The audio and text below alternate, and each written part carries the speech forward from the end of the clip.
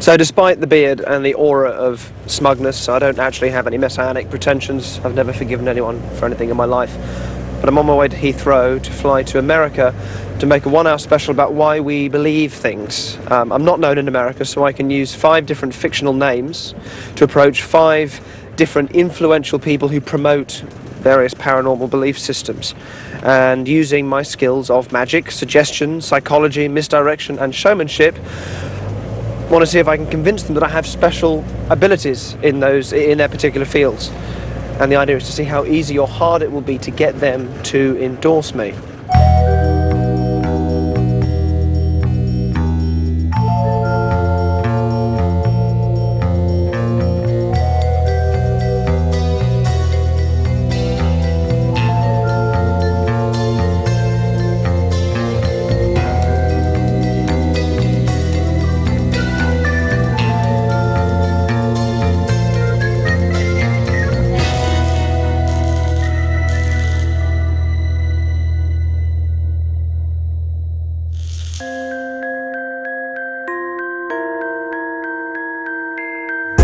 Whether we believe in psychic ability, crystal energy, alien abduction, talking to the dead, or Christianity, we are rightly or wrongly buying into a very powerful belief system. Now, I'm not interested in attacking anyone's beliefs, but I think as intelligent human beings, we should be prepared to question our beliefs and the people who encourage us to make life decisions based on the information they give us. And that's what this show's about. In this show, you'll see me pose as Daniel Owen, the psychic who can see what you're drawing when you're in a different room. James Lawrence, who can convert you to Christianity with a touch. Robert Frawley, the New Age entrepreneur with a machine which records your dreams. Richard Collins, the alien abductee who is left with an ability to sense your medical history. And Fraser Sherwell, who talks to the dead. I'll meet a high-profile expert in each of those 5 areas, and I'll try and get each to endorse me as the real thing. If at any point they ask me if it's a trick, I'll say yes and I'll own up. But the question is, will they ask?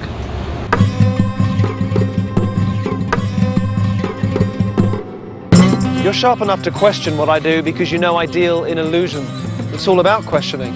But there are beliefs we're not encouraged to question, and these are often the beliefs upon which we're asked to make important life decisions. These are the areas where we should test and look for misinformation, and where the big names in those fields should apply the same rigor, because often we're making those life decisions based on the information we get from those people.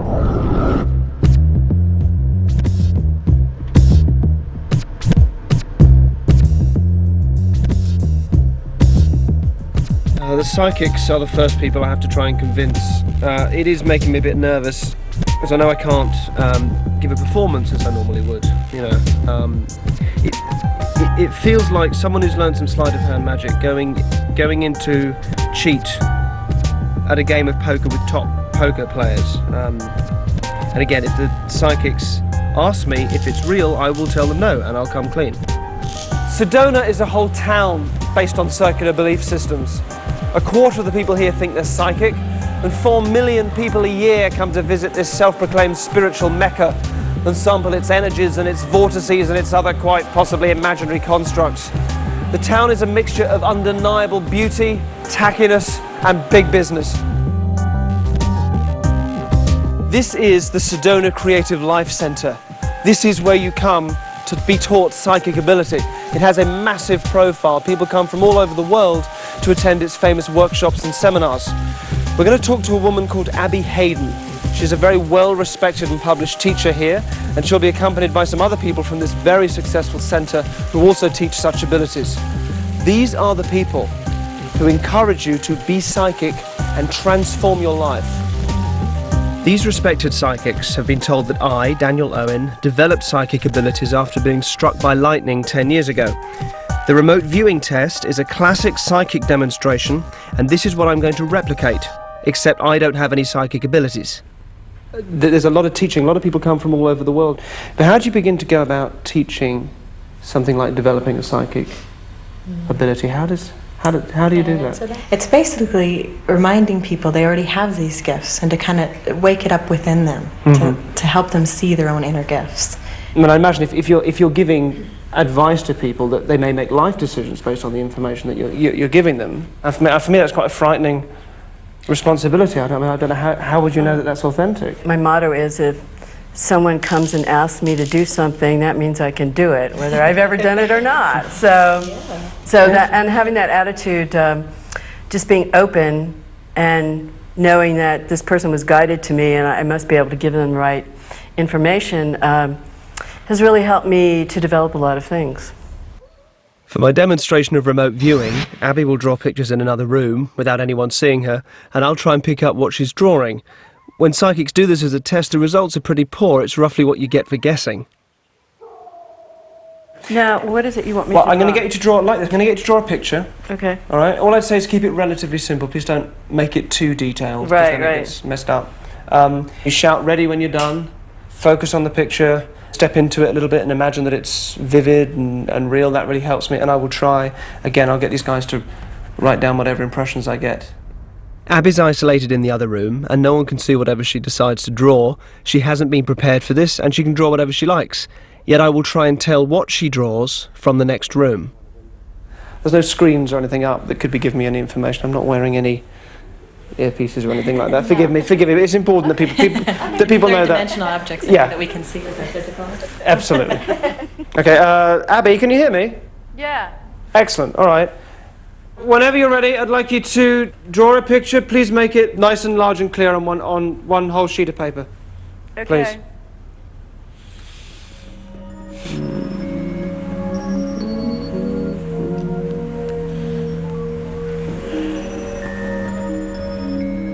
I'm starting to concentrate on it now.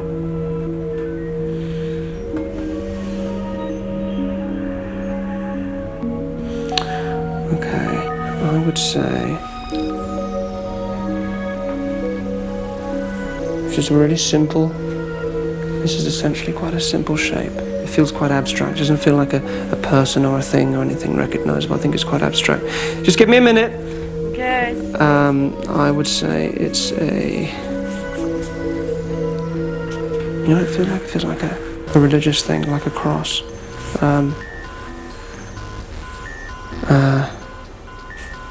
A tree or a shrub, something like that. So yeah, something more organic in there too. So I get the cross, I think, and the tree, I think. Tree or shrub, and that. Okay, that's the first one. Okay, all right. Do a second one. Okay. This is like a curving, like a banana.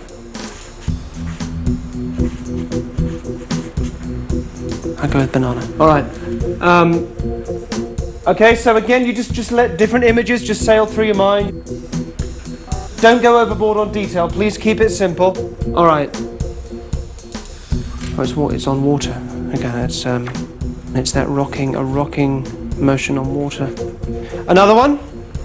It feels like a warm. If you put like a warm face, so it may be the sun or. Yeah, okay, I think we're done. All right, excellent.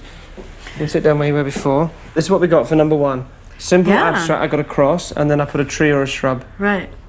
Okay. Looks like a tree and a Is the shrub. next one a banana? Let's have a look. Yes. A big banana. Great. Banana?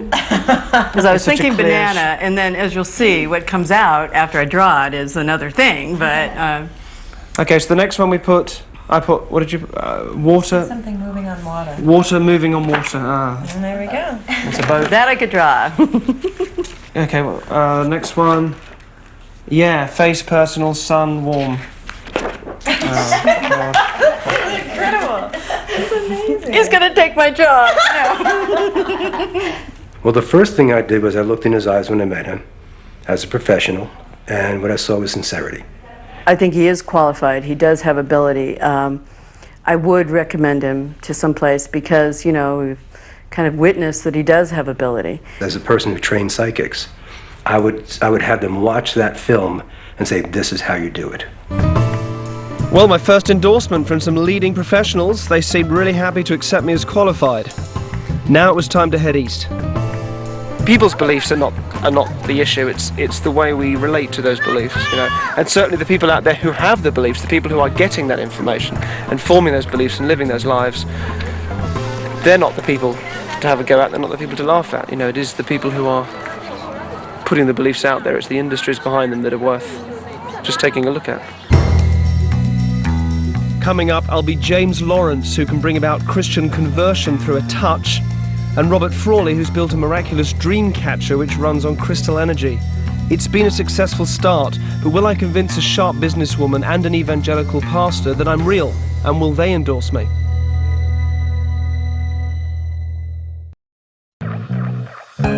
The journey in America continues as I present fictional identities to respected and influential figures behind powerful belief systems and see how easily they'll endorse me as the real thing. I used to be a full-on happy-clappy Christian till my mid-20s, and then I started to realise that my belief was just as prone to circular logic and self-fulfillment as all the New Age nonsense which bugged me. And then reading the New Testament as a historical document finally rid me of any religious belief. But if I can convert people through non-spiritual methods, how many other people are out there doing the same thing in their own way? And this isn't about criticising anyone's belief, but I'm amazed at how quickly and easily we can be made to adopt a belief that we're told is universally true and part of our identity. Religions tend to encourage either high-energy crowd activity or candlelit monotony to invoke a suggestible state amongst the congregation. Many revivalist preachers seem to have a magical touch that brings the power of the Lord into a person. People are reported to suddenly fall back as if they've been swept off their feet by the Holy Spirit. I've come to Rhode Island as James Lawrence, who after a dramatic religious awakening has been left with the ability to convert people with a touch. I'm feeling a little bit anxious about this one, but it's makes it more exciting. But it's great, you know, will they say to me, even with all of that, will they say, is this just a trick? If they say, is it a trick, I will say yes, and I will thank them so much for actually asking that question. So I'm here to meet a guy called Kurt Nordheim, who's a very successful, very affable, professional minister and author here in New England. And his speciality is in evangelizing to immigrant communities. Let me read you here a quote from the ministry. The huge influx of foreign people groups into this nation can be viewed in two ways. They can be seen as a threat to our way of life, both spiritually and culturally, or they can be viewed as an opportunity for evangelism.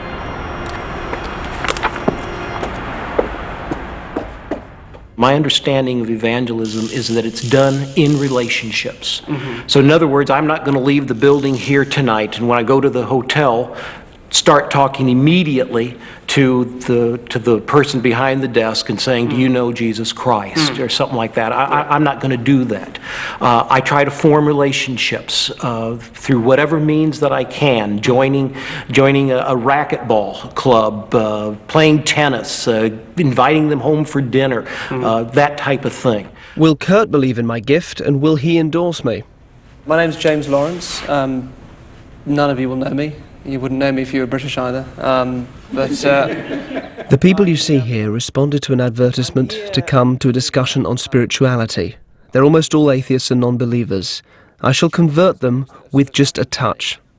You don't believe in anything? I mean, are you kind of like what I was? I don't believe in God, I don't believe in angels, I don't believe in, guardian angels, fairy godmother, ghosts, relatives coming back from, the dead to give you, special messages to make you feel better. I really don't believe in those things either, but everyone in my family was a different sort of religion. My grandmother was devout Catholic. My grandfather was Protestant. My mother was Mormon. And all those things tried to get forced on me, and I just never, I don't know. But then just be honest, okay?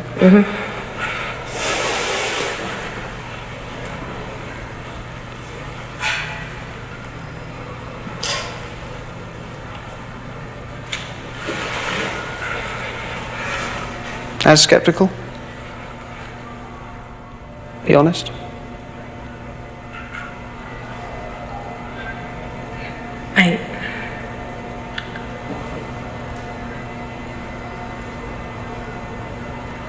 I guess I kind of understand what I'm feeling that they were talking about. Yeah? In what way? That my grandma always used to tell me that when she was praying before she went to bed, when she got up in the morning, she always felt like she got, she called it her inner hug. And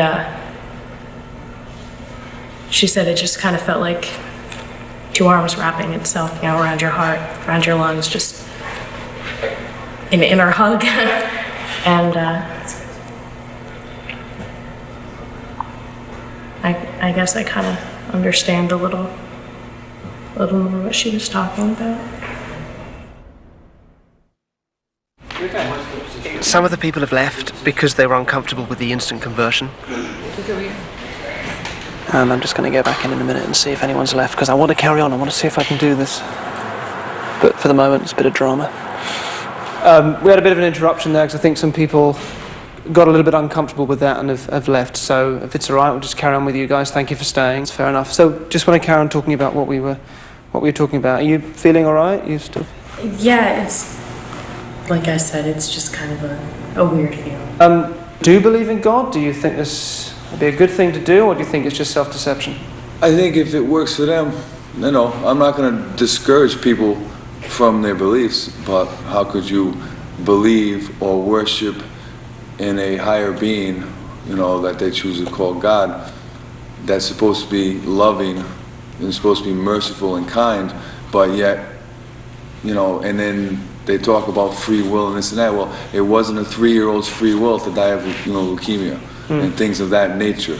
That's what makes me just don't buy it. Okay. All right. Are you happy for me to try this with you too? Yeah, yeah. Yeah? Okay. Can you just come around here for me? Maybe if you just stand there for me, but face, let me just put you there like that. Okay, just put your feet together for me.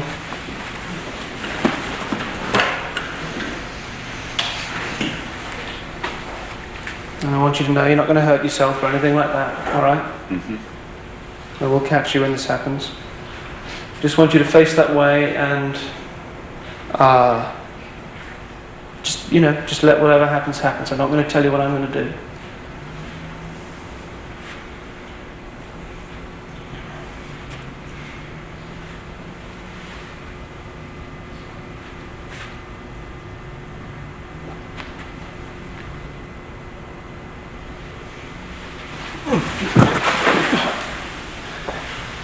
Okay? Stay there for a minute.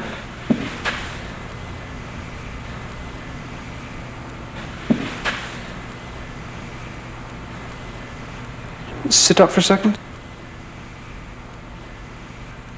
Talking very skeptically a moment ago about any kind of belief in God. You said it's that, you know, you couldn't believe in that at all. How do you feel now about that? Be honest.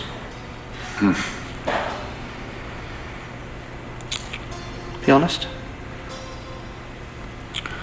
I think that I would be,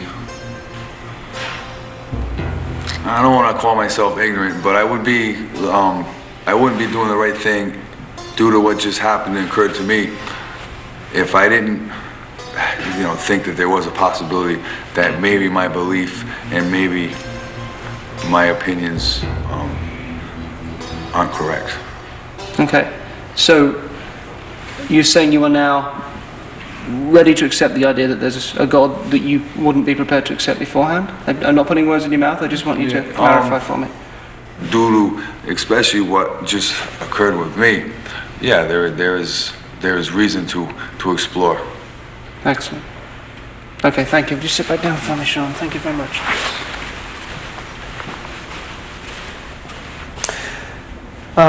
In fact, I'll tell you what, could you all just stand up for me?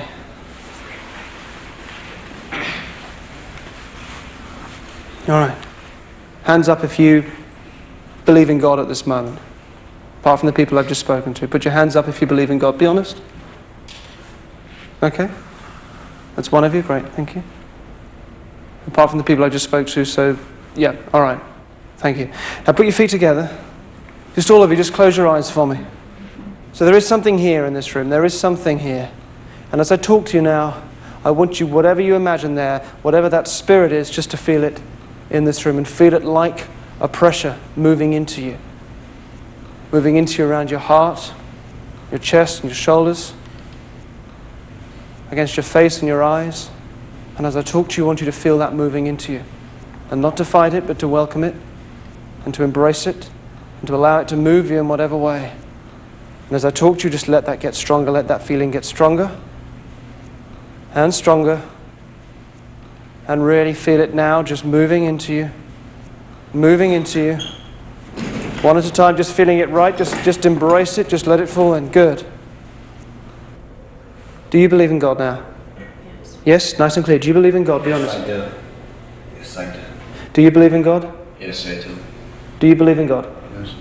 Yes? Be honest with me, all right? Be honest with me. Do you believe in God? Yes, I do. Do you believe in God? Yes, very much so. Do you believe in God? There is something. There is something. Do you believe in God? Doesn't believe in God. And you? Yeah. Yes. Thank you.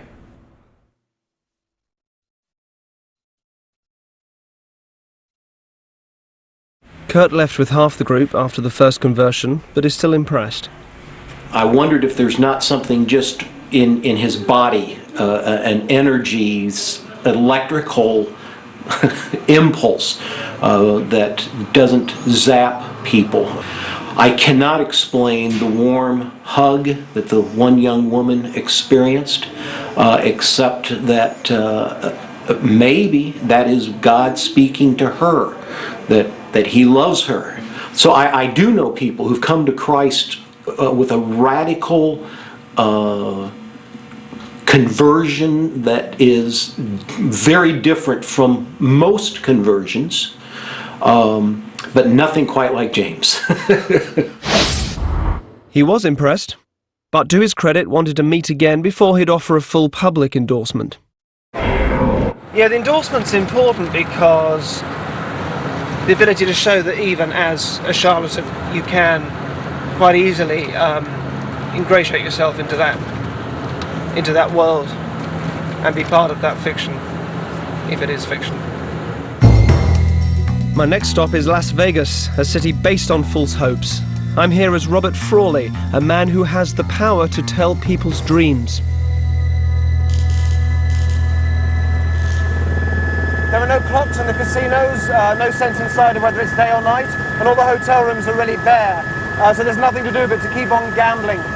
It's a hypnotic scam, but Vegas is the place to come and try and catch your dreams. And in a way, a lot of these new age industries are similar. A lot of pretty colours and saccharine that hide really nothing but false hope. In a way, it's a bit like this. Looks like it does something, but it doesn't. All it does is it just turns a green light on and off. That's all it does. This is my new electronic dream catcher. Despite the fact it's just a battery in a pretty box, can I convince this next lady that it records her dreams and then replays them to me? So we're going to go and visit a lady called Lorraine De Felice, who is very successful in the New Age industries. She's a magazine proprietor, an author, and she owns some of the top New Age websites. She's very sweet, but she is massively influential. I'm going to present her with a miracle. How skeptical will she be? And if she asks me if it's real, I will tell her no. Lorraine has been using the Dreamcatcher now for 5 days. She believes I'm developing it as a product, and I'm after feedback and publicity for it. Will she believe it's real and endorse me to her public? Tell us a bit about your background, about the esoteric world news that you looked after, about. Give us a little history of who you are. In 1979, I decided to start the esoteric world. It was a newspaper, and eventually it became a magazine, and I printed thousands a month. I had thousands of members. Each member got a copy of what the other sent in. Now we have the internet, which we didn't have 10 years ago. And it's doing very well, isn't it?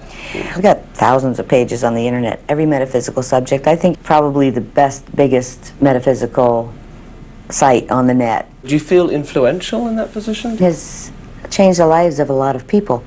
I'd like to talk about the dream machine that you have, and just so that people at home understand what's happened previously, we delivered to you one of these machines, and you were given instructions to use it for, you've had it for 5 nights, I think. This is right? Okay. That's the machine itself. And this is the pillowcase, which plugs into the Dreamcatcher, and you've been sleeping on this. And I asked you just to remember whatever dreams that you had during the night, because you know we do tend to forget them, so I asked you to. And obviously, for the record, there's nothing that you've been asked to talk about. You haven't told any of us or anything No. like that, because that's quite important. Great.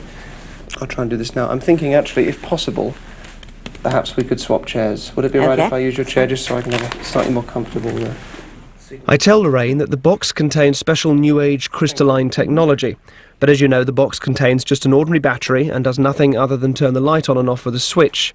What I'm about to do works through words and imagination, not crystals or the ridiculous pads I'm about to put on. It's perfectly safe to use. I mean, there wouldn't have been any. There are a couple of, not side effects, but unusual things that I've noted when people use this. One is that because of the way the dreams are stored, you may have been aware of actually dreaming less than you normally would. When I was in a deep sleep, that's what happened. Right. But in the light sleep, I started You may have had dreaming all sorts of flashes and images. the minute I laid down. Right, that's very common then, that's great. The other side of it is that you may find it tends to take the colour out of the dreams. I always heard of people who dreamed in black and white, and I never did that. I had 2 nights where they were black and white. It's promising then, let's try this. So these are 4 pads, which I'm going to attach to my temples and forehead.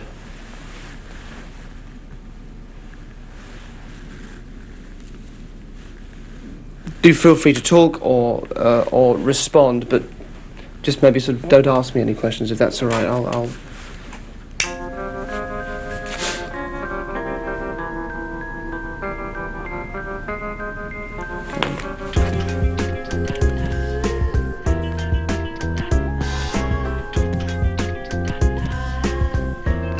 Okay, so there's movement. Things moving across your field of vision, wheels of some sort. Yeah, like large wheels, like a cart wheels or something like that.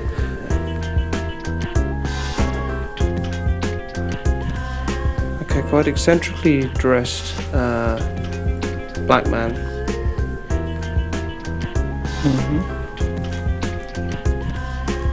Also going to put white woman.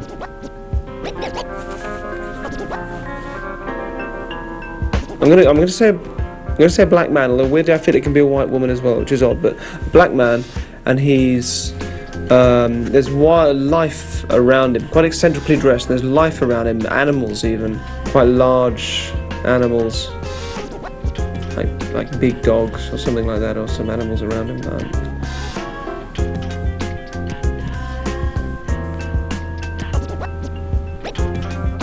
Binoculars? Yes. Yeah? A bird of some sort? Yeah? Quite a large bird?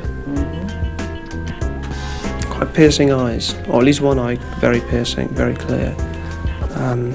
Yes. That was another dream. Some white buildings? Black sky, white buildings? Yes. Yeah? Exactly. Very strong. That was one of the black and white dreams, yes. Yeah. I had never seen black and white dreams. And maybe that's why that's come last. Okay, I don't think there's anything else. I think that's it. That was amazing what he did. I'm amazed. You know, that was my private secret dreams, and he saw them.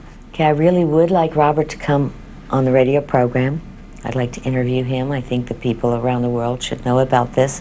Anything you want to say about the Dream Machine, you can, or Robert can write it. And we publish it all, you know, in print, and it'll still be on the web, too. Lorraine is convinced.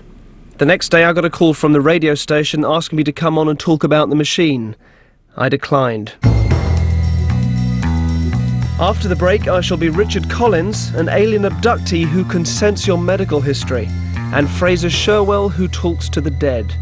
Will our final 2 professionals believe in my fictitious abilities, and will they endorse me? The journey continues as I visit influential figures behind modern belief systems and seek their endorsement. We're on our way to see Anne Druffel, who is a very prolific writer and speaker in the whole UFO alien abduction area. Her last book she wrote was called How to Defend Yourself Against Alien Abduction, which I've been reading quite avidly. She is very old, but we have to put that to one side and remember that she spent the last 50 years writing and speaking on these subjects. She's been told that Richard Collins, that's me, was abducted by aliens 10 years ago and was given an ability to sense people's medical history. Many people do claim to have been left with similar abilities after abductions, but none have been able to conclusively demonstrate them. Please remember, I don't really have this ability. The question is, will this demonstration be enough to have this prominent investigator endorse me to her public? Now, I know who you are because I've read your books. Perhaps for people at home who don't know you, perhaps you can tell us your credentials. Well, Vince and I are part of a group of UFO researchers that's been together for about 35 years. Mm-hmm. I started in 1957 with the National Investigations Committee on Aerial Phenomena, which was called NICAP. And then in 1965, when the first abductee, claim came in, I investigated that together with other members of NICAP. So you both have quite a high profile in this area, and you've written, how many books have you written now? I've written 5 books. And this is the one that I first came across you, was How to Defend Yourself Against Alien Abduction. A lot of the stories involve these bedroom visitors, these entities that come in at night. So most of them do, yes. Yeah. Most of them involve altered states, like the dream state. Mm-hmm. The abduction scenario starts in the dream state. Mm-hmm. If somebody said that the altered state is an altered state because people are dreaming or because they think they're awake and they're not, and they're just sort of having a very lucid or vivid dream, do you disregard that? Does that just not hold up with the evidence, or is that possible? Or you decide for yourself, I guess. Yeah. There's not very much black and white. Most of it is in the gray area. Okay, well that's good. I suppose I should talk about my own experience. After my abduction, essentially what it is that I seem to be able to tell people their medical background and their medical history, sometimes their current medical state. I tell you the impressions that I get. If I get nothing at all, I'll be honest and say so. And I will, if I do say things, I'll try and be very accurate, because I know part of this journey for me as well is seeing whether it is real or whether it's nothing to it. I'll stand up and face over there, so you can. If one of you comes and touches me on the back, it might be interesting also if you don't even let me know which one of you is touching me. Oh, okay. Okay, just it might make it more interesting. And if you just place your hands on the small of my back, and just be patient, because sometimes it takes a little while. It's different with different people. I'll also have my eyes closed as I'm doing it, so I won't be able to see. So please don't say anything out loud. So I don't know who's coming up.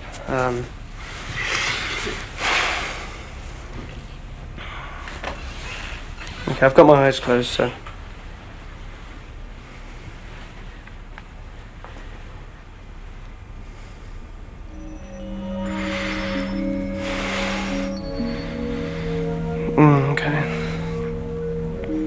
Okay, you're having real difficulty sleeping at the moment, and I don't know if this is Vince or Anne, but you're having real difficulty sleeping.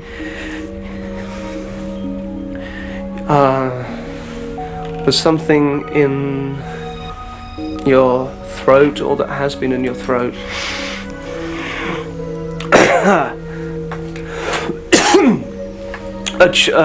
A tumor or something that was in your throat. My actual anatomical knowledge is not great, but a gland or something in the throat there that was, and this would have been ages ago, but something up there, and there's, I'm going to turn around and look at you if that's all right. Okay. I think you don't take, or you really try not to take, chemical prescriptive drugs. I think maybe you use more sort of herbal or non-drug based remedies, because there's a real, almost, if I'm shaking, but a real sense of purity almost, and I think that you had some minor heart problems, but again, nothing. I think you're in very good health actually, but Yeah, but that was very clear here and the throat, and that you've been having real difficulty sleeping for some time. But the thing in the throat was years ago. I mean, literally decades ago. It's not recent. Is that remotely? Remotely, it's exactly. Really? Did you have something in your throat? I had a thyroidectomy in the 1960s for a benign tumor. I had a low thyroid. Right. It was about the only surgery I've ever had up there. I do have trouble sleeping. And the other thing you said, that I do not take pharmaceuticals. Yeah, is that true? Yes, I'm almost exclusively alternative medicine. Okay. I don't trust Western medicine or pharmaceuticals. Well, you seem to be in good health, so that's... I am. I'm in excellent health. And wow! I found it amazing. I mean, the accuracy was astounding. He was accurate to 100%. I've written for the Journal of Scientific Exploration. I think possibly this would be the best place for Richard, because that's a refereed scientific journal. I mean, this should go to the very highest, most respectable publications you can find. At the next board meeting of MUFON LA, I'll bring up the idea that Richard would make a most remarkable speaker. Anne has offered me an impressive endorsement there. I turned down an offer she made for me to speak at a meeting that evening, and I left her, keen to write about me. Now I'm getting ready to talk to the dead. If spiritualists really have been talking to the dead all these years, then that is a wonderful and important thing. If, on the other hand, it's not true, then it could be seen as a very ugly and manipulative lie. Now, that's not to say anything about Janet, who we're going to meet later. She could, of course, be genuine, but it's really worth having information that can help you make better decisions. Now, one piece of information worth knowing is that there is a skill called cold reading, which dates back to the first psychics and mediums, which is a way of talking to people as if you know everything about them, and people make your statements fit their situation. Since the mid-1800s, spiritualists have been talking to the dead, apparently delivering messages from beyond the grave which seem so specific that they must be real.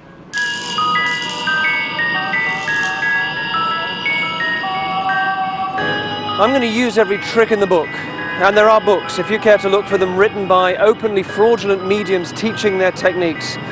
But of all the tasks facing me for this special, this one makes me feel the most uncomfortable. I personally believe, given my knowledge of the psychic industry, that I'm using techniques here used by pretty much any successful medium. But you're going to watch this knowing that I'm fake. And if that makes you feel uncomfortable, then that is kind of my point. I'm here as Fraser Sherwell, and I've come to meet the respected medium Janet Nohavec to convince her of my abilities. I have a spiritualist church here in America and also a school for mediumship. We believe in mediumship that's very evidential, so we take this quite seriously. So we train people who can give very good detail. And you are bringing people, I suppose, also into a belief system or a religion as well. Do you find that normally happens? They're also entering into a church, It affects perhaps? them spiritually. It affects their spiritual path. It affects what they look at the world like. It affects, for many people, what they believe about religion. It touches them on many levels. The people attending this event are fairly skeptical New Yorkers who have responded to an advertisement to come along and have a reading. Okay, so I'm going to go in now and give a demonstration to Janet and a group of people who I've genuinely not met before, but using medium skills and my own skills, I'll give a more accurate reading than mediums tend to ever give. And I'm interested to see how Janet takes it. We'll see.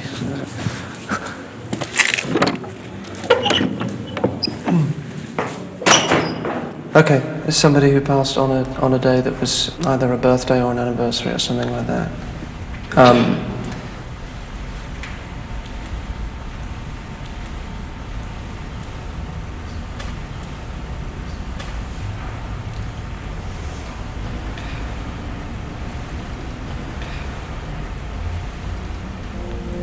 You're laughing, is that? Yes. Yeah? This is a young chap. This isn't an old man, this is a young chap. I think you got very close. I think this is a real I think you parted before he passed on, though. Is that right? Yes. Yeah. It's not very forthcoming. Held a lot of things back.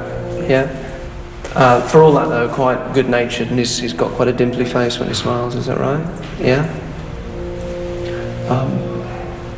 Big hands. Yeah.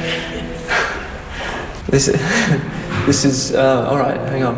Okay, I'm getting a name, which I don't think is his. All right, but he's giving me a couple of names. And there's Charles or Charlie. This isn't him. And Tom or Thomas. Two different names that he's given me. Charles or Charlie and Tom or Thomas. Can I tell you what that is? Is it something?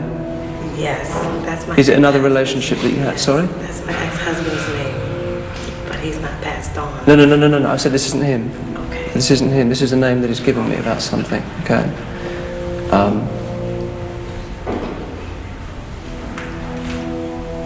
He's got some issue with this guy, and I don't know what it is. All right. It's my ex. That's yeah. I think.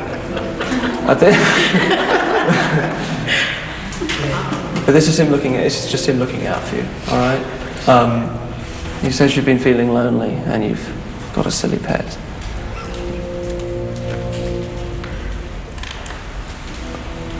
Which he finds funny. You got a silly pet? Yes. Okay. I think that's what that's about. That is just him looking out for you and just kind of being there, and just making that connection. I don't. Fraser mentioned things that only I knew about the one that passed away, and he just mentioned specific things like him passing away on our anniversary, the fact that we were very close because we were engaged to be married, and it was very revealing. And he said I had silly pets, which is true. I have 2 aquariums, so it was a great read. Coming up after the break, find out if a very respected medium will be able to tell if I'm really speaking to the dead and what her reaction will be.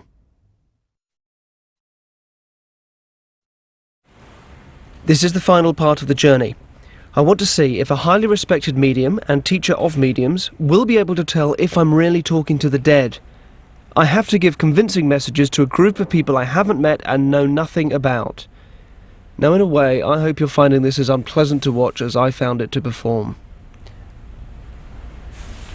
Okay, all right. Old lady, but with black hair.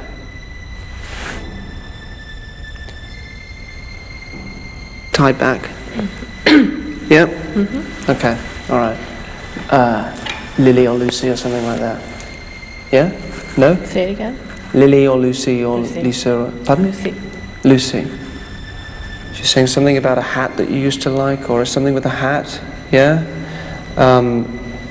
This isn't your hat that you like, this is one of her hats or something. She had a lot of hats and it was something that you liked. In fact, she's got loads of hats.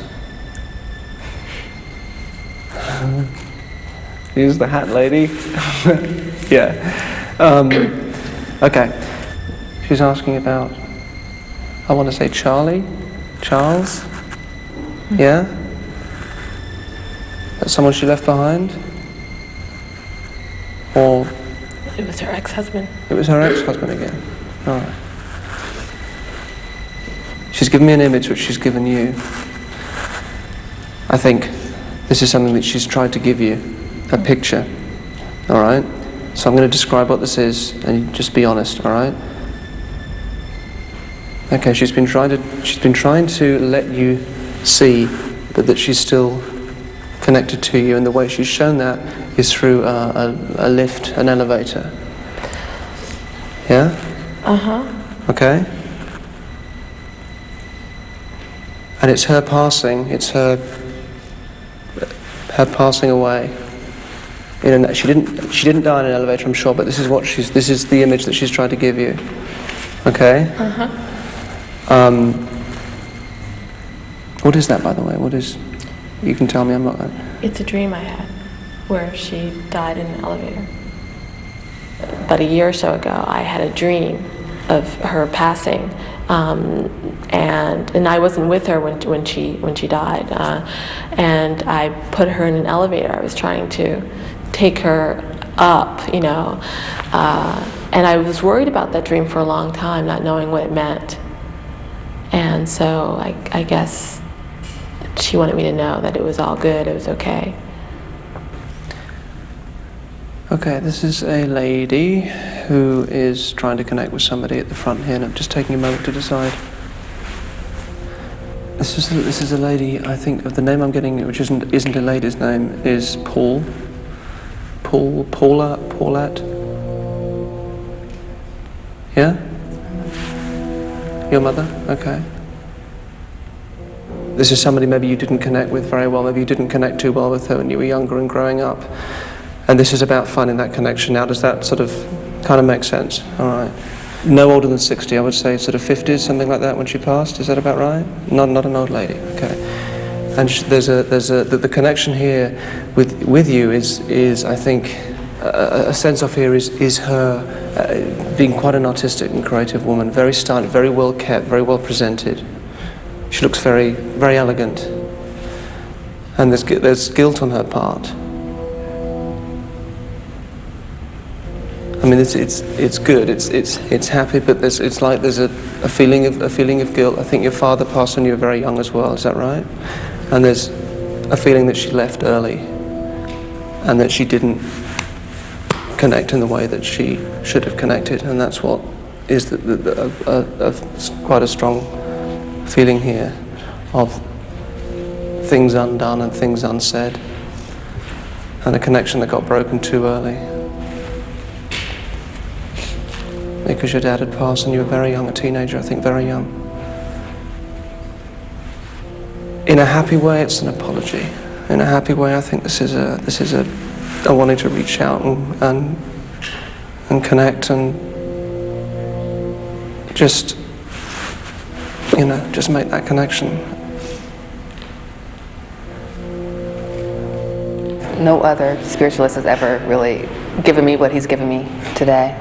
Having never met him before, it was absolutely just astounding. I'd never experienced that before.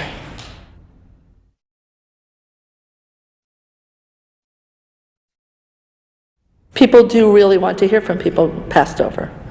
So he brought through some lovely evidence, and there's no doubt there's a gift there. But I think to move it to another level would be incredible. I think it would be a whole new level, particularly since Fraser readily admits he's not quite sure about this himself. That felt horrible, but Janet thought I was real, as did each of the influential figures I met. No one questioned if it was real or not. My time in America had come to an end, and what had started out as a series of exciting challenges had grown into the slightly depressing feeling that when you step back, all of these beliefs work in similar ways. Whether it's religion or my own skepticism, we all notice what supports our beliefs and we disregard the rest. He's gonna take my job. As a person who trained psychics, I would have them watch that film and say, this is how you do it. I do know people who've come to Christ with a radical conversion, but nothing quite like James. Binoculars? Yes. Yeah? My private secret dreams, and he saw them. Is that remotely? It's exactly. This should go to the most respectable publications you can find. He brought through some lovely evidence. There's no doubt there's a gift there. I left thinking that any of these beliefs might absolutely be true, but it's passion, not knowledge, that teaches us to be certain of them, and that the ability to question these things is part of what makes us truly human. I think God is a hoax and a scam, but it works. It's actually a good one.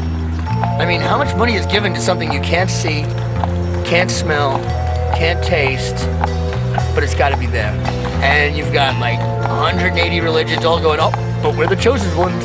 We are special, we're different. You're all else fucked, but we're gonna get through because we got a swipe card.